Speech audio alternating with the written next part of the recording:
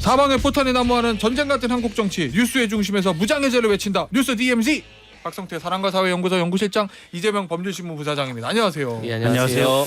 자, 황선홍님, 총선 끝나고 뉴스 디톡스 하고 싶었거든요. 그래도 DMZ는 못 참지요. 못 참죠. 디톡스 안 됩니다. 보세요. 총선 끝나도 이슈가 이렇게 많지 않습니까? 오늘도 할 게 너무 많아요.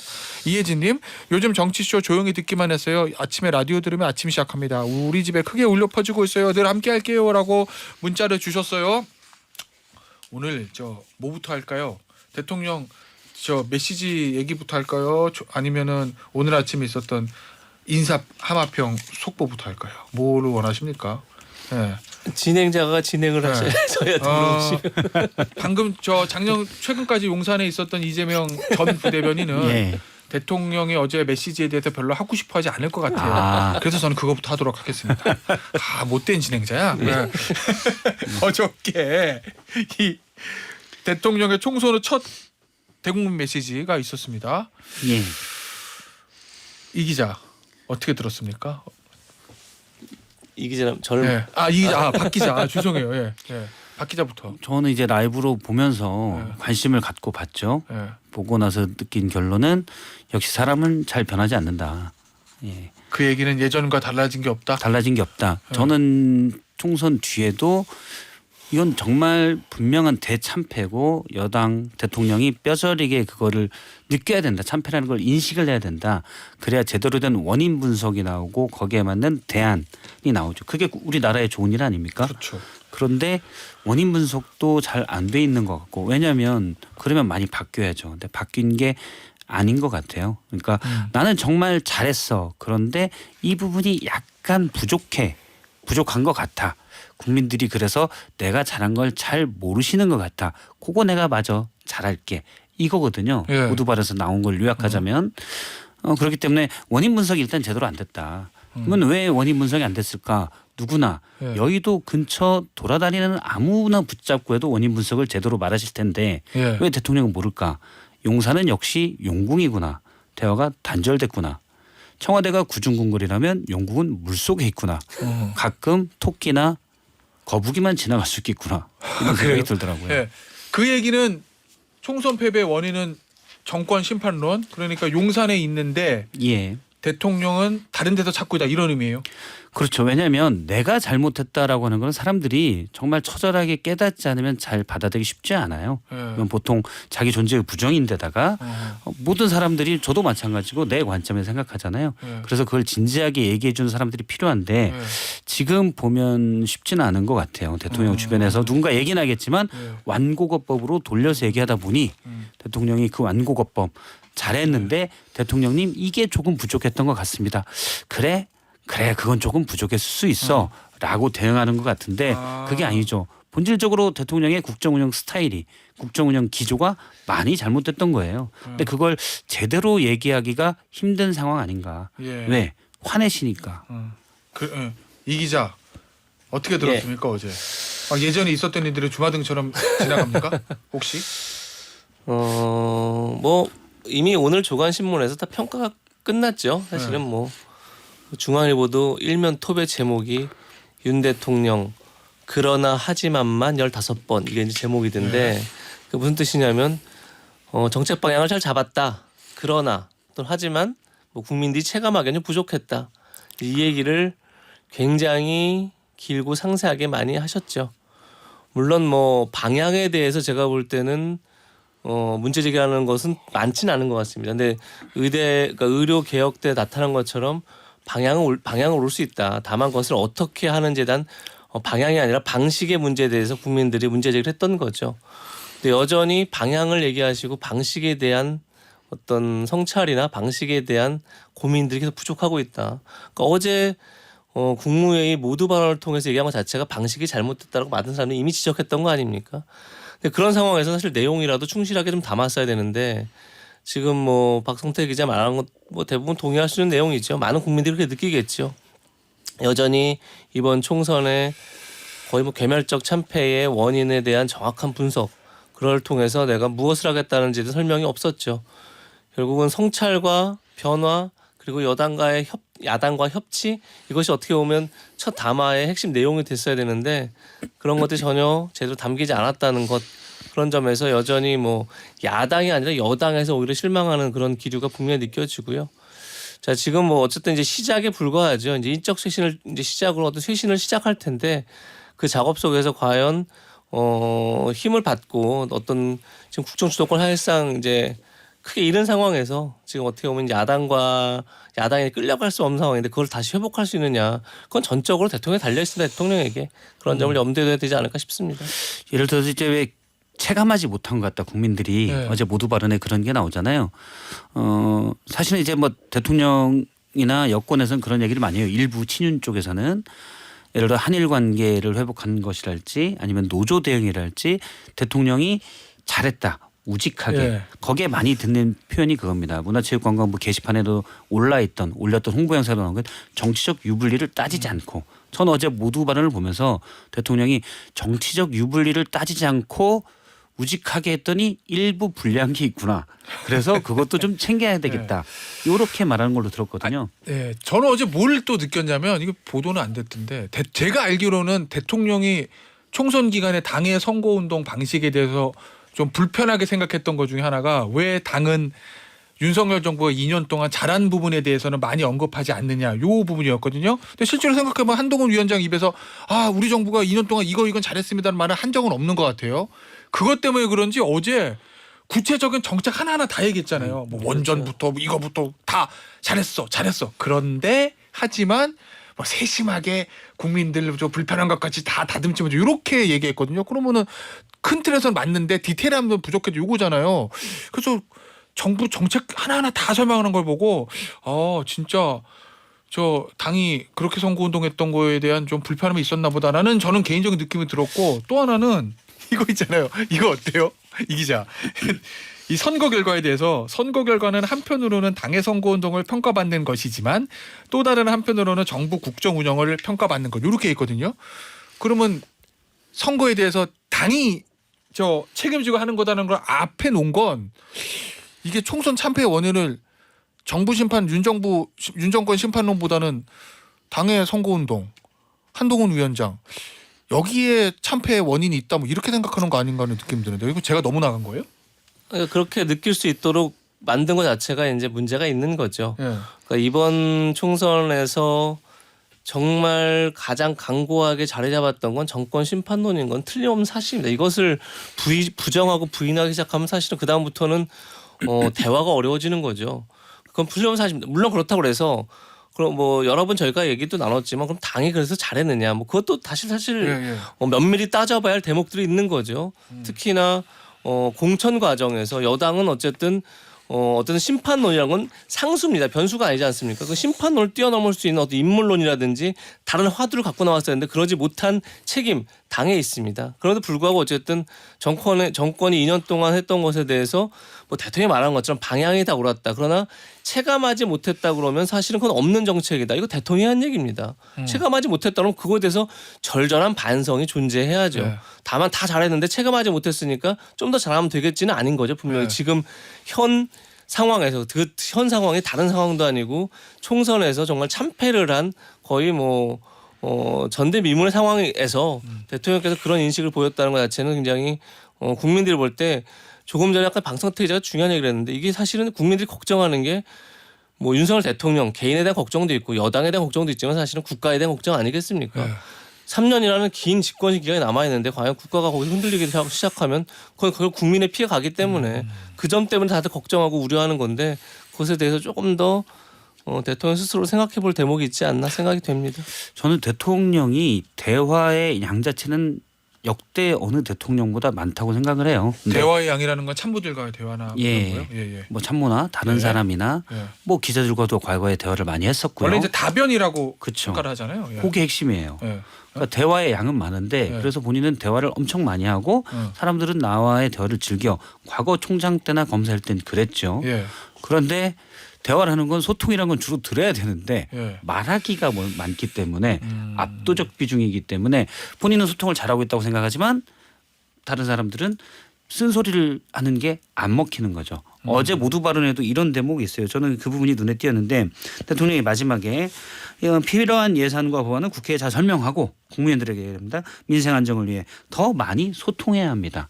이 소통은 뭐냐면 듣는 게 아니라 설득하라는 얘기예요. 그러니까 내가 옳아. 나는 옳은데 잘 우리가 국민들을 설득을 못했어. 그래서 국민들이 조금 오해하시는 것 같아. 그래서 총선에 참패했네. 자, 앞으로 잘 설득하자예요.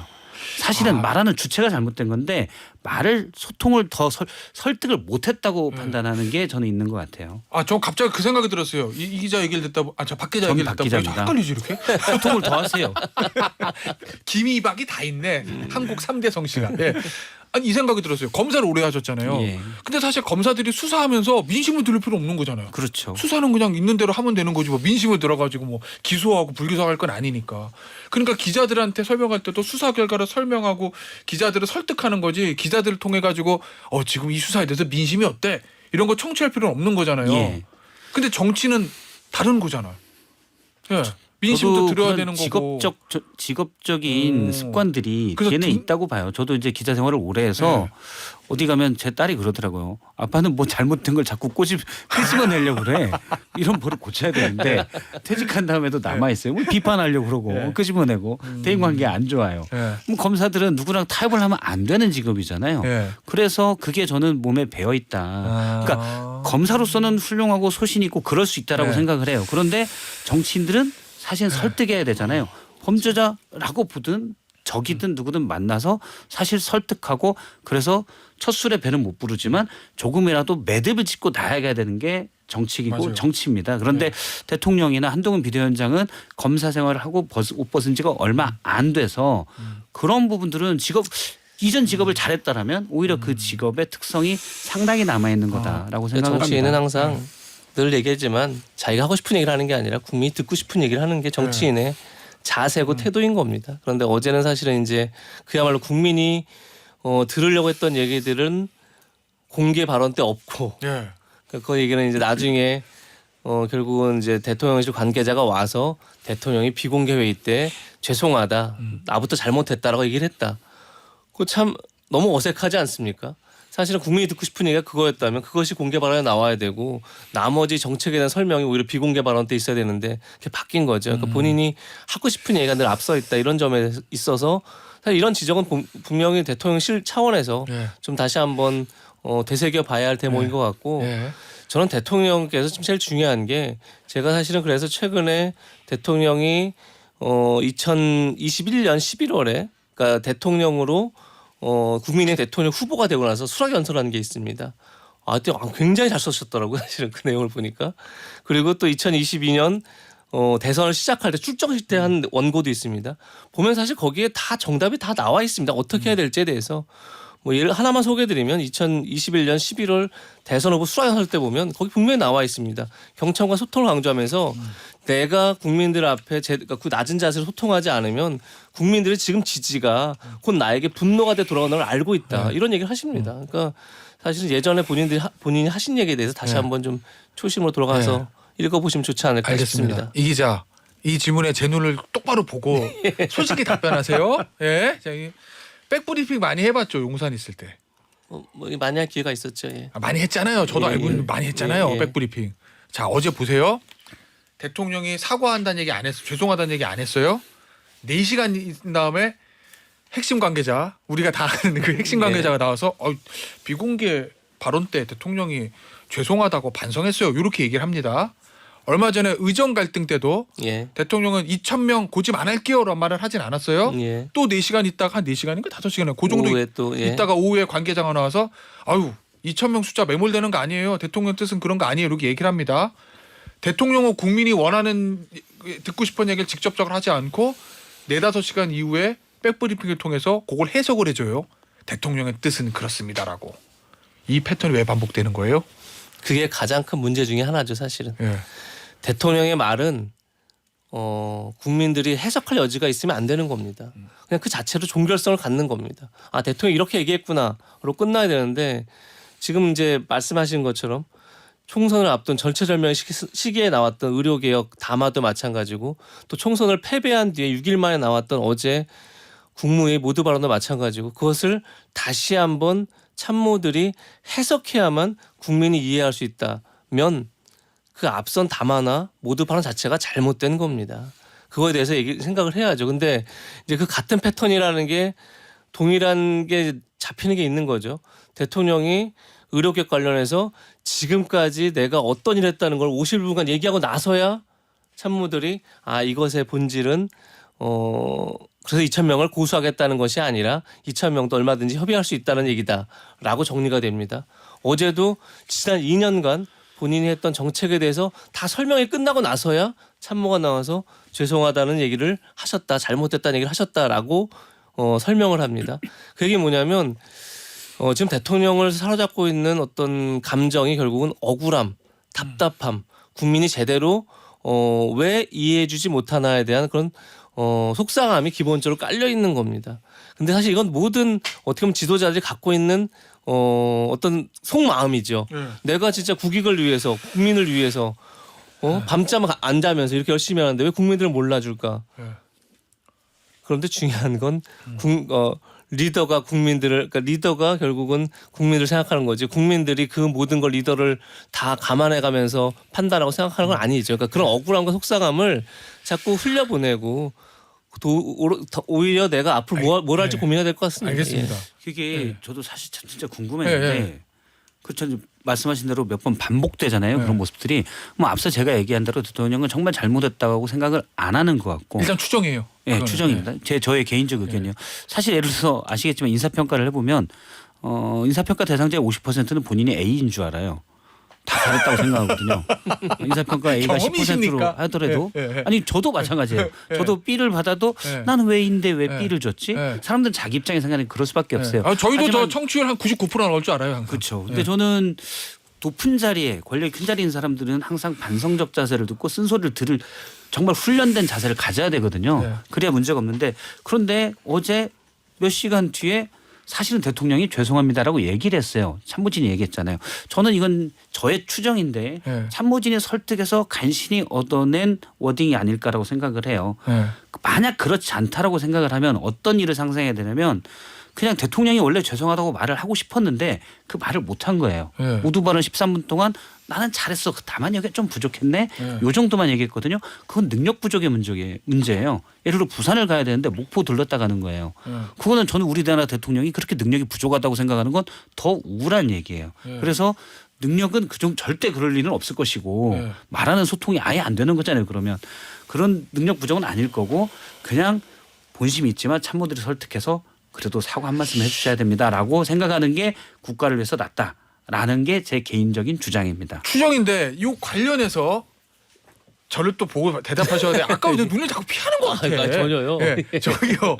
백브리핑 원래는 제가 알기로는 저도 안 해봤지만 이런 큰 어떤 대통령의 메시지나 뭐 당 같은 당대표 메시지가 있고 백브리핑 바로 하잖아요. 대부분. 그렇게 시간 오래 안 걸리잖아요. 뭐 바로 할 수도 있고 사실은 이제 논의를 통해서 할 수도 있고 그런 거죠. 그런데 4시간이나 걸렸어요. 백브리핑 하는데. 그러면 이 얘기는 기자실에 내려온 거잖아요. 관계자가. 그러니까 이 4시간 동안 과연 무슨 일이 있었냐는 거예요. 왜 4시간이나 걸린 거예요. 백브리핑 하는데. 뭐 저도 지금 안에 있지 않기 때문에 정확한 과정을 제가 일일이 알지 못하지만 에이, 과거에 있었으니까 추정 가능하잖아요.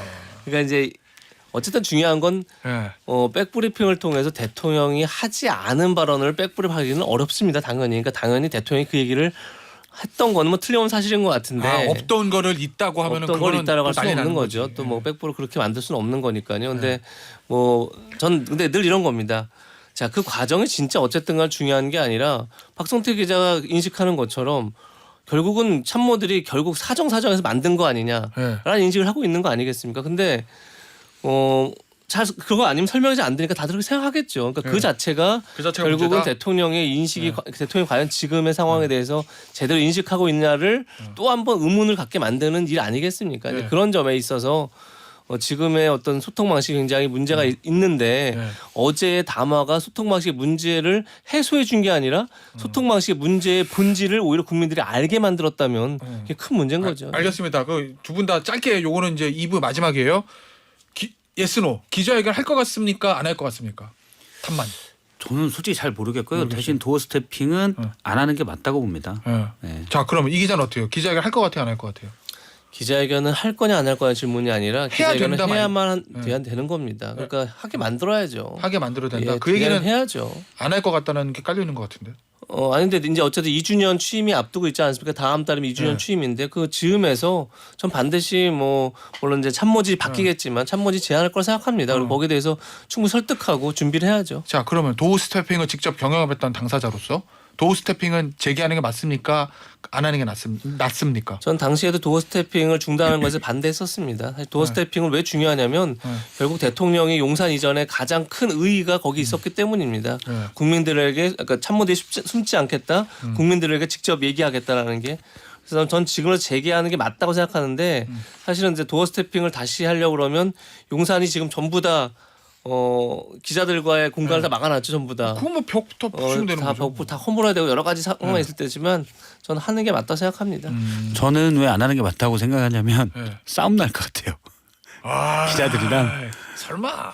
이 기자들이 아시겠지만 출입처 가면 나름 그 출입처의 가장 그 1번 예. 탑아트는 적당한 예의를 갖춥니다. 예. 특히 대통령이니까 물론 대통령에게도 그래야죠. 무례하게 질문할 줄 알아야 되는데 예. 사실 인지상정상 예. 약간은 예의를 갖춰요 초기에. 예. 그런데 지금 기자들이 이번 총선 결과 보고 또 대통령의 어떤 국정용 방식을 보고 좀 더 공격적일 수 있어요. 아. 그래서 근데 대통령이 그걸 잘 대응하실까? 저는 자신은 없습니다. 알겠습니다. 광고 듣고 3부에서 다른 이야기 좀 나눠보죠. 3부에서는 무슨 얘기 할 거냐면 요거 오늘 아침에 TV조선하고 YTN 단독 보도가 나왔던 거 용산 대통령실 핵심 관계자 발로 국무총리 박영선 설입니다. 네. 자, 비서실장 양정철 그다음에 저 정무특임장관 김종민 존칭 빼고 할게요.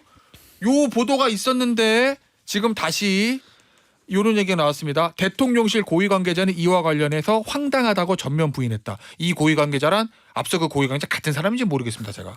다른 관계자도 넓은 범위로 쇄신을 위한 통합형 인물을 찾고는 있지만 언론에 나온 분들은 대통령의 의중이 전혀 아닌 걸로 안다고 말했다라고 보도가 있었거든요. 그러면은 이 보도가 한 제게 6시 반쯤에 나왔어요. 박영선, 양정철, 김종민. 그리고 2시간 정도 있다가 아니다라고 정정 보도가 나온 거예요. 이 흐름을 어떻게 이해해야 됩니까 지금? 왜냐하면 나온 인물들이 이 하나하나가 다 파장이 좀 커 보여서 그래서 만약 실현 가능성만 있으면 사실은 어마어마한 정계 실험이 될 수 있는 거죠. 네. 사실상의 거국 내각 구성이라고 볼 수 있는 거죠. 네.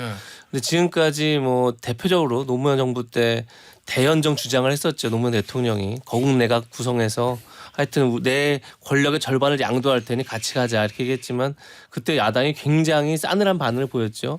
지금도 마찬가지로 사실 거국 내각 구성이라든지 뭐 대연정 말은 굉장히 뭐 그렇다고 좋아 보이지만 정확하게 딱 한마디 정리하면 야당이 받겠습니까? 받을 이유가 사실 없죠. 네. 왜냐하면 그렇게 되면 이 정부의 책임도 절반을 다 본인들이 져야 되는데 사실은 야당 입장에서는 이번 총선 승리를 오히려 이제 추동력으로 다음 대선까지 밀고 가려고 하는 게 야당의 생각일 텐데 당연히 그건 실현 가능성이 없는 겁니다. 근데 그런데 중요한 거냐면 그러한 자세, 그러한 마음으로 지금 국정을 해야만 하는 거죠. 네. 거국 내각 구성이라는 생각으로 가지고 근데 그런 점에서 만약에 박영선 전 장관이나 뭐 양정철 전 원장이 이런 분들이 합류한다 그러면 사실은 뭐 거의 뭐 거국 내각 구성이라 볼 수 있을 정도로 그냥 파격적인 조치인데 지금 이제 대통령실에서도 이제 그걸 부인하고 이렇게 하는 게 또 한편으로는 이제 당장 이준석 대표도 뭐 아침 페이스북 이걸 굉장히 비판했던데 보수층 자체가 흔들릴 가능성이 매우 높죠. 그렇게 되면요.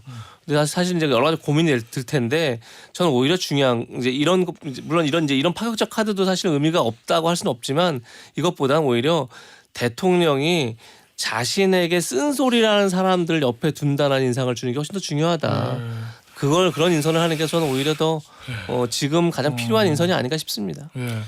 저도 뭐 실현 가능성은 크지 않다고 보는데 그건 왜요? 안 받을 것 같아요. 박영선 전 총리나 전 장관이나 저 양정철 전 원장이? 제가 박영선 전 장관은 연락을 못 해보고 아침에 이제 저도 보고 몇 분한테 연락을 했어요. 일단 김종민 의원은 통화가 됐거든요. 네. 계속 통화가 안 되다가 통화가 나중에 돼서 얘기를 뭐래요? 하는데 제안 받은 바도 없고 네. 그리고 협치는 민주당과 해야 된다. 나는 뭐 민주당에 오래 있었지만 지금은 다른 당 아니냐. 지금 거야가 민주당인데 협치할 생각이 있으면 민주당 본진과 그런 걸 논의해라. 예. 그리고 검토받은 도 없고 갈 생각도 없다라고 얘기를 했습니다. 예. 예, 그래서 일단 그거는 김정민 의원의 워딩으로 제안받은 바도 없다라고 예. 얘기를 했고요. 그다음에 양정철 전 민주연구원장은 제가 몇 번 통화를 했는데 뭐 전화를 안 받으시더라고요. 전원이 꺼져 있더라고요. 배터리가 다 돼서 안된 꺼져 있을 거네요. 수도 있어요. 통화가 안 된 됐어요. 거네요. 네. 통화 시도를 했는데 꺼져 있더라고요. 보통 이럴 때 불편한 질문 있을 때 꺼놨거든요. 예. 그래서 전에도 꺼놓겠습니다 예, 오늘. 혹시 그런가 하고 봤는데 예. 뭐 그냥 배터리가 다 돼서 꺼졌을 수도 있고요. 이건 모릅니다. 예.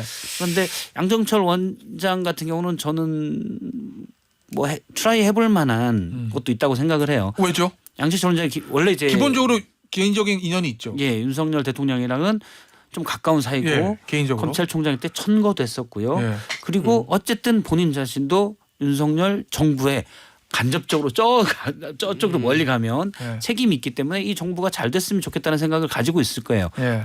그건 뭐 국민인 저도 세금 내는 네. 저도 가지고 있는데 그래서 좀 잘 해볼까라는 생각이 그냥 제가 빙의해서 생각하면 있을 것 같지만 문제는 대통령이 옛날 검찰총장과는 달리 지금 절대 권력인데 양정철 비서실장이 된다고 해서 그 말을 들을까라는 우려가 있을 것 같고 예. 그런다면 굳이 양정철 실장이 가서 전 원장이 가서 뭐 만약 실패가 너무 명확하다면 그걸 쌓일 그런 포인트를 쌓을 필요가 있을까라는 생각도 좀 들어요.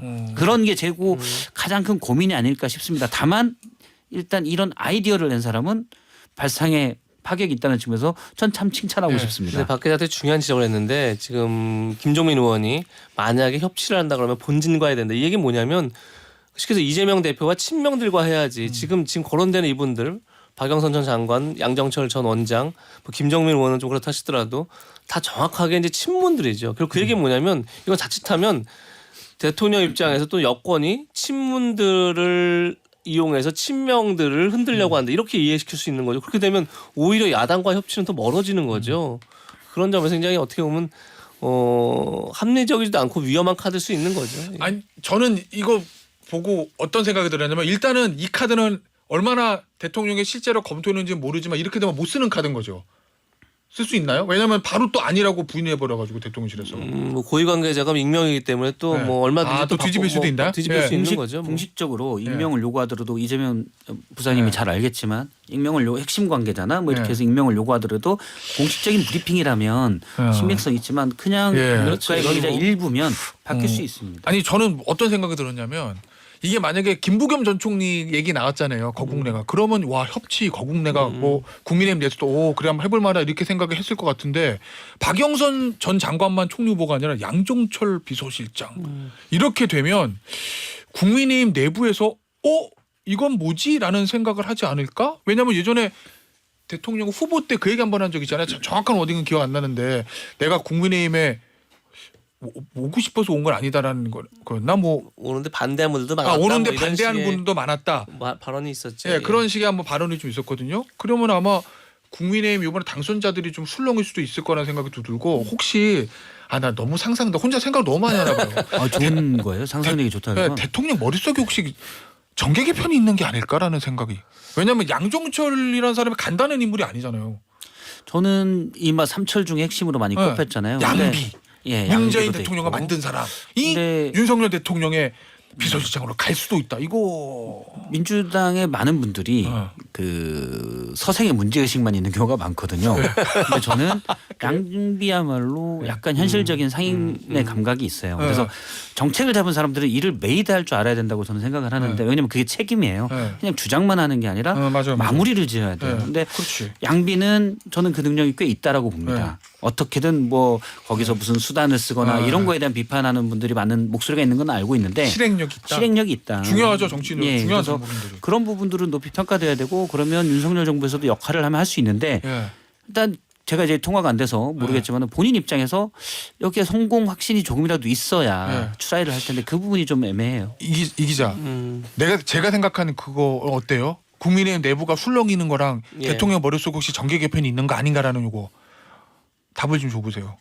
그러니까 정계 개편이라는 게 대통령들이 많이 했죠. 예. 예를 들면 이제 김대중 대통령도 총선에서 지고 나니까 사실상 이제 정계 개편 다시 이제 자민련과 연대를 다시 이제 추구했고 그래서 결국은 이제 일시적으로 아마 이제 어떻게 보면 여대 야소로 다시 만들기도 했었고 뭐 노무현 대통령은 이제 열린우리당을 창당했었고 뭐 그런 식으로 이제 대통령 어떻게 정계 개편이 이제 적자가 있었는데 중요한 건 지금 총선을 참패한 이후에 과연 그런 동력이 만들어질까 사실 뭐 의문이죠. 네. 과연 대통령과 함께 그러니까 정계 개편을 하려고 하면 기본적으로 세력이 존재해야 되고 또 그 정계 개편을 하면 대통령이 깃발을 쓰는 건 아니지 않습니까? 누군가 대리인이 깃발을 들어줘야 될 거 아닙니까? 네. 그 정계 개편에 과연 그런 인물이 있을까? 인물도 없고 세력도 좀 부족한 거 아니냐 이런 생각 분명히 듭니다. 그래서 과연 현실 가능성이 있을까는 의문이 좀 들지만 글쎄요 뭐 지금 이 상황에서 대통령이 사실은 국정 주도권을 다시 쥐기 힘든 상황에서 뭔가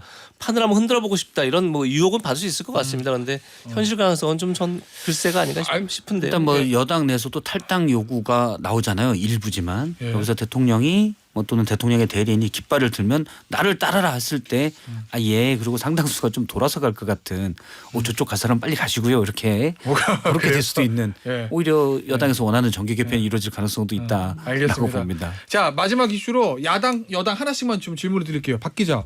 예. 조국 혁신당이 교섭단체 만들고 싶어하는데 민주당 반응은 약간 뜨뜻미지는 거는 것 같은데 이제 경쟁 관계에 들어간 거로 봐야 돼요? 왜냐하면 여러 목소리가 있을 것 같아요. 문재인 대통령 예방했을 때도 예. 친명 핵심 지지층은 막 게시판에서 뭐 하는 거야 뭐 이렇게 했다면서요. 예, 여러 목소리가 있을 것 같아요. 근데 일단 친명과 아주 가까운 분들은 만일의 리스크를 빼기 위해서라도 그러니까 조국 혁신당이 교섭단체를 만든 게 부담스러울 수도 있고 왜냐하면 잘못하면 민주당의 저 야권의 본진이 바뀔 수도 있다. 그렇죠. 조국 대표가 캐스팅 보트를 확실히 쥐면 예. 그렇게 되고요. 그런데 이제 현재까지는 이재명 대표나 상당히 우호적인 자세를 조국 혁신에 보내고 있거든요. 예.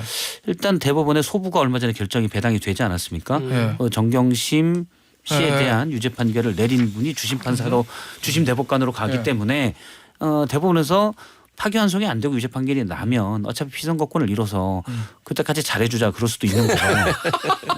그때까지 잘해줘요. 아니 어차피 만약에 네, 맞아요. 대선 네, 주자로서 맞아요. 경쟁자가 안 된다면 네. 굳이 각을 세울 필요가 없잖아요. 아. 근데 저는 제가 만약 이재명 대표라면 예. 그럴 것 같아요. 굳이 네. 각을 세울 필요가 없잖아요. 굳이. 예. 저는 이제 제 입장에서 네. 역지사지를 해봐서 빙의를 밤마다 하는데 빙의를 해보면 답이 좀 그럴 것 같아요. 그 조국 혁신당을 예. 지지하는 네. 그 지지층도 끌어안아야 되잖아요. 그렇기 때문에 충분히 그럴 수 있다라고 보고 네. 제가 이재명 대표라면 예. 그런데 이제 이재명 대표의 측근들 예. 찐명이라면은 리스크에 대해서도 생각을 해야죠. 아, 만약에 예. 피선거권을 잃지 예. 않을 경우에 대해서도 예. 견제를 해야 되니까 예. 그렇다면 굳이 또 제3의 교섭단체를 맡기는 게 맞을까라는 고민을 할 수도 있을 것 같아요. 알겠습니다. 이 기자한테 하나만 짧게. 예. 국민의힘은 지금 어떻게 돼가는 거예요? 이거 그러면 일당 실무형 비대위가 전당대회에 치른다는 거예요? 지금 그렇게 뭐 가닥이 잡혀가는 것 같죠. 근데 뭐 네. 어제 이미 뭐 당선자 총회하면서 뭐 2시간 했는데 1시간은 자기소개하더라 이런 걸 굉장히 네. 아침에도 많이 비판이 있었는데 좀 기본적으로 한가한 느낌이 분명히 있죠. 이렇게 지금 이 참패 원인을 두고 굉장히 치열한 백가쟁명식의 토론으로 될까 말까인데 그래서 저는 어제 안철수 의원이 그런 제안을 했다고 합니다.